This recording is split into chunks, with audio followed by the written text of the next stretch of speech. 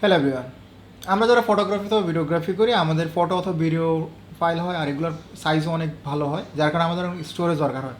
আমাদের হাতে অপশন আছে দুইটা, একটা হচ্ছে রেগুলার হার্ড ড্রাইভ, একটা হচ্ছে পোর্টেবল হার্ড ড্রাইভ।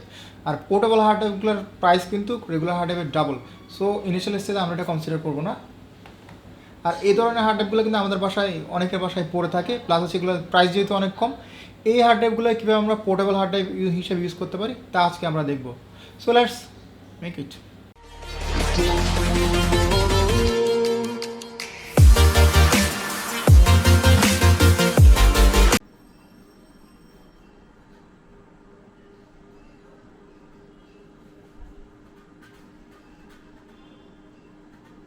আমরা যারা ফটোগ্রাফি তো ভিডিওগ্রাফি করি আমাদের রেগুলার ফাইলগুলো আমরা রেগুলার পিসিতে রাখার পাশাপাশি একটা ব্যাকআপ ফাইল রাখা উচিত।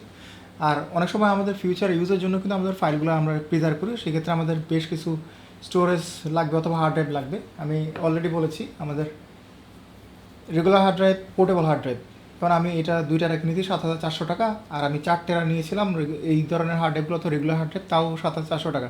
সো এটার প্রাইস অলমোস্ট ডাবল। সো এই ক্ষেত্রে আমরা এটা ইনিশিয়াল স্টেজে আমরা এটা কনসিডার করবো না, ইউজ না করার জন্য আমরা না করাটাই বেটার, যেহেতু প্রাইস অনেক বেশি। আর এই ধরনের হার্ড ড্রাইভ ডিউরেবিলিটি কিন্তু অনেক বেশি, এই ধরনের হার্ড ড্রাইভগুলো অনেক দিন লাস্টিং করে। আর আমরা অনেক সময় দেখা গেলো আমাদের পিসি যখন চেঞ্জ করি অথবা আপগ্রেড করি তখন কিন্তু এই ধরনের হার্ড ড্রাইভগুলো আমাদের পড়েই থাকে, আমরা রেখে দিই, যেহেতু আমরা আরও আপডেটেড হার্ড ড্রাইভগুলো রাখি। আর এই ধরনের হার্ড ড্রাইভগুলোর প্রাইস কম হলেও এগুলো কিন্তু আমরা অনেকগুলো একসাথে পিসিতে ইউজ করতে পারি না। যেমন আমার পিসিতে দুইটা আছে, আর এর বেশি যদি আমি ইউজ করতে যাই তখন কিন্তু আমার পিসির স্পিডটা অনেক কমে যাবে। সো এই ক্ষেত্রে আমাদের আরেকটা উপায় হলো এই ধরনের রেগুলার হার্ড ড্রাইভগুলোকে আমরা পোর্টেবল হার্ড ড্রাইভ হিসেবে ইউজ করতে পারি।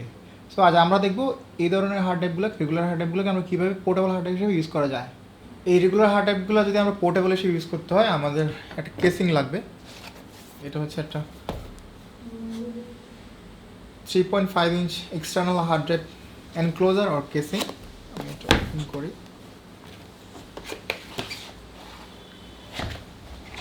এটা হচ্ছে মেন বক্সটা, আর এটা পাওয়ারের জন্য আমাদের পাওয়ার কেবল লাগবে। এটা হচ্ছে অরিকো ব্র্যান্ডের একটা কেসিং, আর এটা আমি ইউজ করি। আর এছাড়াও আপনি বিভিন্ন শেপের বিভিন্ন ডিজাইনের কেসিং পাবেন, ট্রান্সপারেন্ট পাবেন, বিভিন্ন রকমের পাবেন, বাট ব্র্যান্ডেডটা কিনবেন। এটা হচ্ছে আমার কেসিংটা। কেসিংয়ে দুইটা পোর্ট থাকে, একটা পাওয়ার আর একটা হচ্ছে ইউএসবির জন্য।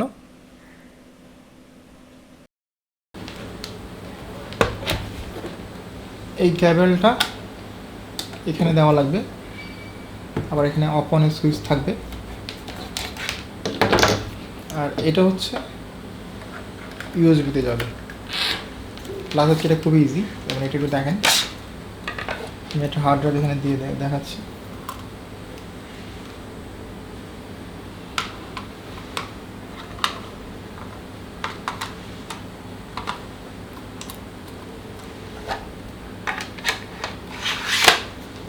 এটা খুব সুন্দরভাবে হয়ে গেল। তো এখানে একটা হচ্ছে পাওয়ার কেবল অথবা আমাদের রেগুলার প্লাগ দিয়ে এখানে পাওয়ার দেওয়ার জন্য এটা ইউজ করতে হবে। আর এটা হচ্ছে ইউএসবি দিতে হবে। যখন আমরা এগুলো যে ইউএসবি দিব আর এটা পাওয়ারটা কেবল করবো তখন এই হার্ড ড্রাইভটা আমাদের পিসিতে শো করবে। সো এইভাবে আমরা ইজিলি আমাদের রেগুলার হার্ড ড্রাইভটা আমাদের পিসিতে ইউজ করতে পারবো। আর আমরা যখন পাওয়ার কেবলটা দিয়ে দিব তখন এখানে পাওয়ার অফ অনের বাটনটা কাজ করবে। যখন এটা আমরা অন করব লাইট জ্বলবে, অফ করলে লাইট অফ হয়ে যাবে। আর যখন অন করব ইউএসবি কেবলের সাথে কানেক্ট করার পরে অটোমেটিক্যালি এটা আমাদের পিসিতে শো করবে।